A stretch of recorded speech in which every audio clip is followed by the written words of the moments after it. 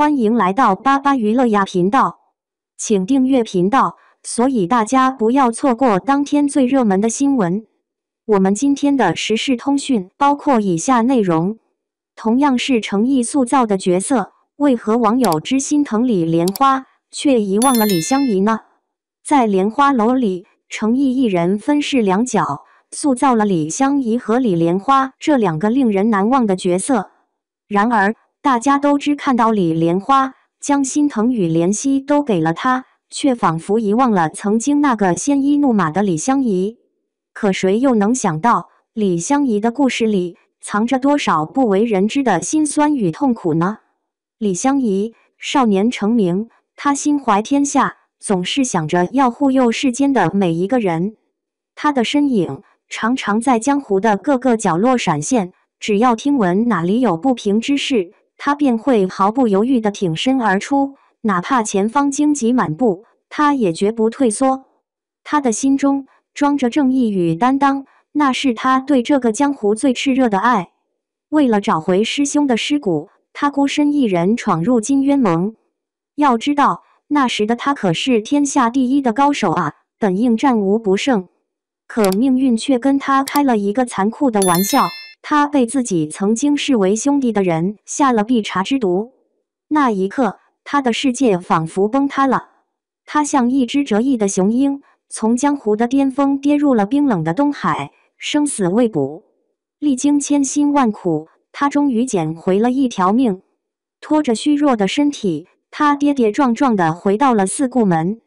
然而，迎接他的不是温暖的关怀和期盼的目光，而是无尽的埋怨和指责。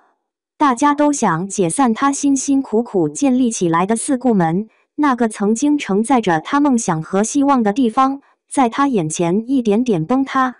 他的家没了。曾经，他将爱人捧在手心，视若珍宝。可当他最需要安慰和支持的时候，爱人却给他写了一封分手信。那一刻，他的心仿佛被一把锋利的刀狠狠刺中，鲜血淋漓。他就像一个在黑暗中迷失方向的孩子，出门只是去打了一场架，回来却发现兄弟没了，爱人走了，家也没了。他内心的骄傲和自信，就像一座被暴风雨侵袭的城堡，轰然倒塌。他不再是那个意气风发的李香怡，而是一个被命运狠狠伤害的可怜人。最后，他成为了李莲花，选择原谅了所有伤害过他的人。可他唯独没有原谅自己，那个曾经的李香怡。但其实，李香怡又做错了什么呢？她只是怀着一颗赤诚之心，想要守护这个江湖，守护她所爱的人啊。为何莲花楼长尾效应如此之强？我似乎找到了答案。都2025年了，诚意主演的《莲花楼》依旧不断吸引着新的粉丝。每一个看到这部剧的人都会忍不住停下脚步，沉浸其中，而每一个看过的人都好像着了魔一般，想要再重温一遍。这长尾效应也太强了吧？那究竟是什么原因让《莲花楼》拥有这么大吸引力呢？当你完整的看过一遍《莲花楼》就知道了。诚意在剧中的演技特别好，年少时期的李香怡眼神中闪烁着自信与豪情，一心想要护佑天下苍生。他仗剑天涯，鲜衣怒马，仿佛整个世界都在他的掌控之中。然而，命运却对他开了一个残酷的玩笑。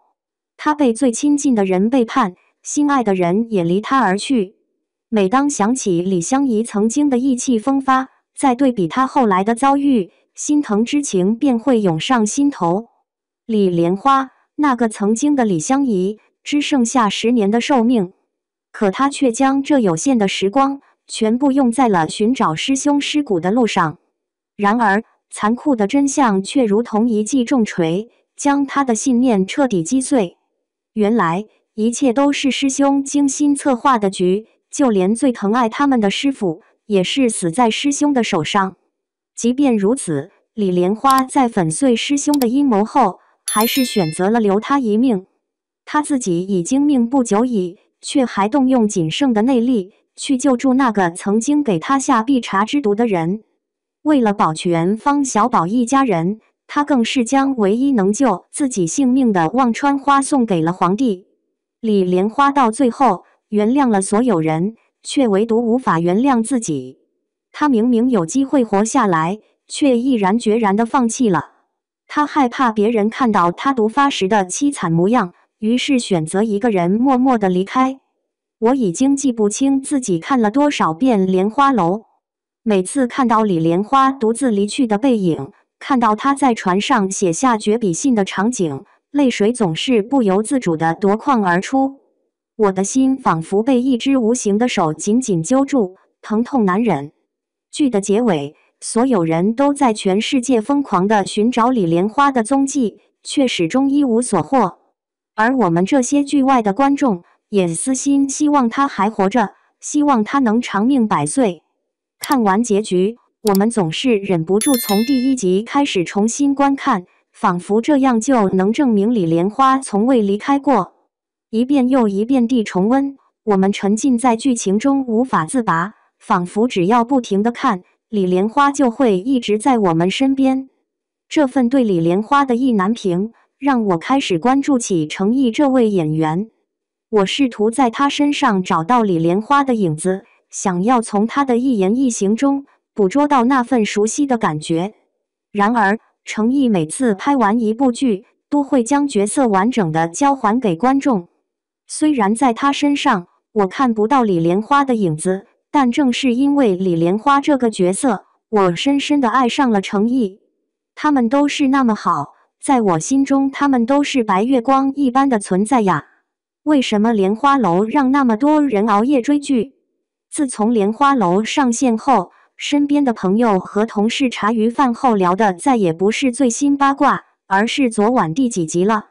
作为一个普普通通的上班族，原本每天回到家惯例就是刷会儿手机解压，自从无意中点开了这部剧，我的夜晚彻底被它承包了。说起来，你可能觉得夸张，我刚开始也觉得程毅的剧顶多就是消磨时间的下饭剧，可莲花楼完全刷新了我的印象。第一集还没结束，我就被主角李莲花身上那股说不清道不明的气场吸引得死死的。剧情紧凑的像过年抢红包，全程无尿点，每个角色都带着自己的秘密和故事，没有一个废角。身边最有意思的一个小插曲是一哥们陪老婆去医院，正逢做完手术，老婆稍微恢复点神智，就躺在病床上指望着他倒点水给润润喉。结果这哥们坐医院陪护椅上，正好电视正在播莲花楼，人家是从头到尾眼球没离开过电视，老婆那点小委屈全被李莲花的风采冲散了。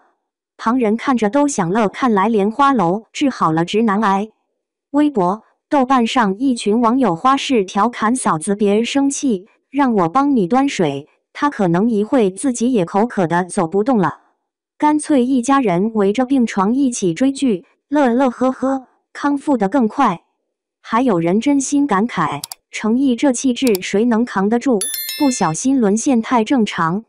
之所以能把一众网友迷得神魂颠倒，我觉得秘诀还是落在演员和剧本本身。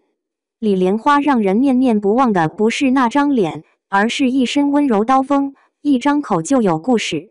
程毅把无力与坚韧并存的复杂气质拿捏得恰到好处，哪怕只是在片头配乐响起的时候，我都觉得莫名心动。那种惆怅和暖意，就像秋天第一场风。说来真惭愧，我刚追这剧时还不理解我妹妹的疯狂。她那段时间跟中了毒一样，白天刷剧解说，晚上熬夜刷正剧，声称光看一遍根本不够解馋。轮到我自己沉迷其中，才懂得什么叫青春不过李莲花。现在点开手机必须先瞄一眼最新相关动态，有时甚至光听听原声音乐，鼻头就莫名发酸。我倒想知道，你们追剧的时候有没有被哪个角色、哪句台词，甚至哪幕场景一下子拿捏到心尖上的经历？也许你的答案和我的一样，总有那么一部剧，让人一次次重温，依旧不舍得离场。欢迎留言聊聊你心目中的意难平，你会不会也悄悄躺在床上反复回味《莲花楼》的每一集？